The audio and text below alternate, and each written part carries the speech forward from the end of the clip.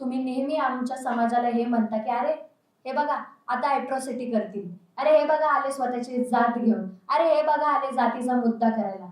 अॅट्रॉसिटीची गरज पडलीच नसती जर तुम्ही आम्हाला माणूस म्हणून जगण्याचा अधिकार दिला असता. अॅट्रॉसिटी आम्ही त्यासाठी, बाबासाहेबांनी त्यासाठी दिली आहे की बाबा गुन्हे कमी होतील, जातीवाद कमी होईल, अन्याय होणार नाही, एका पर्टिक्युलर वर्गाला शोषित पीडित खंडित म्हणून तो राहणार नाही. पण जर तुम्ही शोषित ठेवलं नसतं, पीडित ठेवलं नसतं, वंचित ठेवलं नसतं, खंडित ठेवलं नसतं आणि त्या समाजावरती अन्याय केला नसता तर अॅट्रॉसिटीची गरजच लागली नसती. या गोष्टी मी बाहेर आणि 24 वर्षाची मुलगी येऊन महाराष्ट्राला सांगणं कितपत योग्य. ज्या महाराष्ट्राचा वारसा लाभलेला आहे, छत्रपती शिवाजी महाराजांचं स्वराज्य प्रत्येक धर्मातल्या माणसांनी त्याला निर्माण केले, अशा महाराष्ट्रामध्ये येऊन मला जर तुम्हाला हे सांगायची गरज पडतीये की अॅट्रॉसिटी का आहे, तर मला खरं सांगा, आपण कमी नाही पडत आहे का या गोष्टींमध्ये? माझा तिसरा मुद्दा, एका समाजाच्या भावना जपल्या गेल्या जिथं बिग बॉसचे नियम होते की धार्मिक, सामाजिक, राजकीय गोष्टींचा उल्लेख केला जाणार नाही. पण मी बिग बॉसच्या टीमला हे सांगून गेले होते की माझा वैचारिक वारसा आहे, मी विचारवंतांना सांगते, तर माझ्याच्याने बाकीच्या गोष्टी होणार नाही. मी नाचू बिचू शकत नाही किंवा मी बाकीचं कंटेंट देऊ शकत नाही.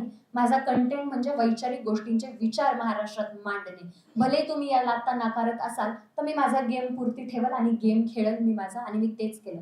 माझा अजूनही विरोध कुठल्याही धर्माला नाहीये, पण तुम्ही एका बाजूच्या भावना जपताय आणि माझ्या भावना जपल्या जात नाहीये, तर मी माझ्यावरती झालेला हा अन्याय समजते. माझा तिसरा मुद्दा,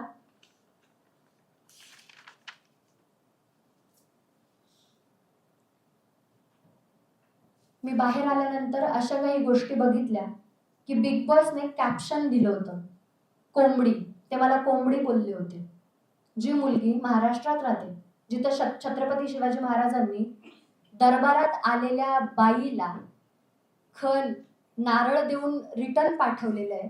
आज एखादा माणूस माझ्याकडे बघतो आणि त्याच्या डोळ्यात जी इज्जत दिसते तर ती मी बघते की ही छत्रपती शिवाजी महाराजांनी शिकवलेली शिकवण आहे. अशा महाराष्ट्रामध्ये तुम्ही एखाद्या स्त्रीला कोंबडी म्हणून बोलवलं जातं, हे कितपत योग्य?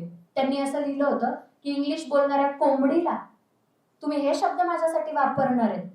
जी मुलगी डॉक्टर बाबासाहेब आंबेडकर, छत्रपती शिवाजी महाराज, अण्णाभाऊ साठे, राजश्री शाहू महाराज, महात्मा ज्योतिबा फुले यांचे विचारांचे तिच्या पद्धतीने, मी माझ्या पद्धतीने प्रचार आणि प्रसार करते, त्या मुलीला तुम्ही कोंबडी म्हणून बघताय, तर या गोष्टीला महाराष्ट्राने निषेध का नाही केला? या गोष्टीला महाराष्ट्र पुढे का नाही आला? हाही माझा मुद्दा आहे. माझा सर्वात महत्वाचा मुद्दा, काही लोक पुढे येतात आहे आणि असं म्हणतात आहे की संविधान आणि तलवार एक सोबत चालली जाणार नाही. मी या गोष्टीला मान्य करत नाही. मला दोनही वारसे लाभले, ते पेनाचा सुद्धा आणि तलवारीचा सुद्धा, आणि मी ते दोन्हीही संस्कार मरेपर्यंत महाराष्ट्राला दाखवणार आणि मरेपर्यंत ते दोन्ही संस्कार मी घेऊन चालणार.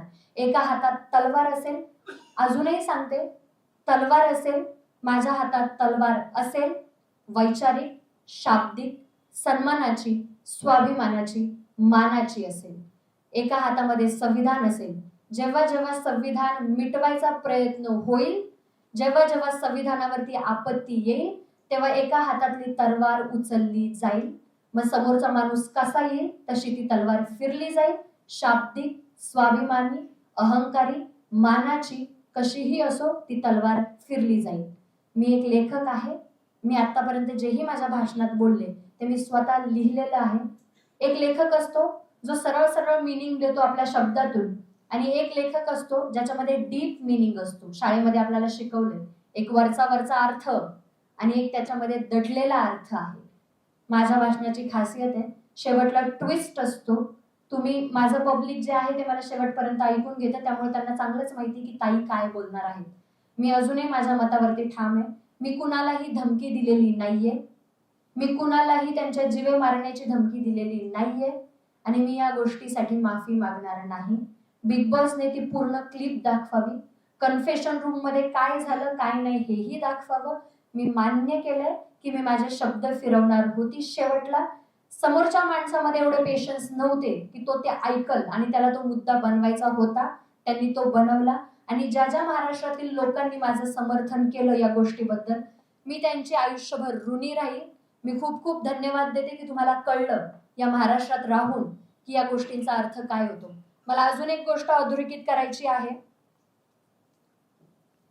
लोक म्हणतात की हिला विचार कळलेच नाही, हिला विचारवंत कळलेच नाही.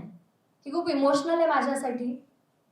मी विचारवंत वाचलेत सुद्धा आणि मी जगते सुद्धा.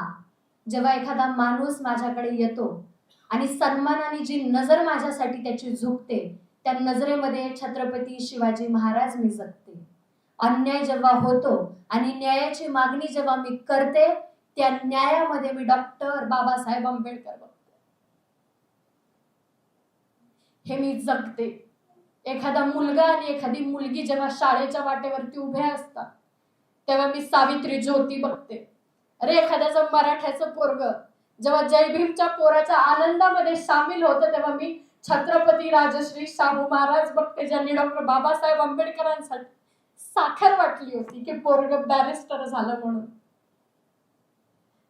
जेव्हा आपण म्हणतो ना ही मुंबई माझी आहे, गर्वाने जेव्हा म्हणतो अरे ही मुंबई आमची आहे, त्या लेखणीत मी अण्णाभाऊ साठे बघते.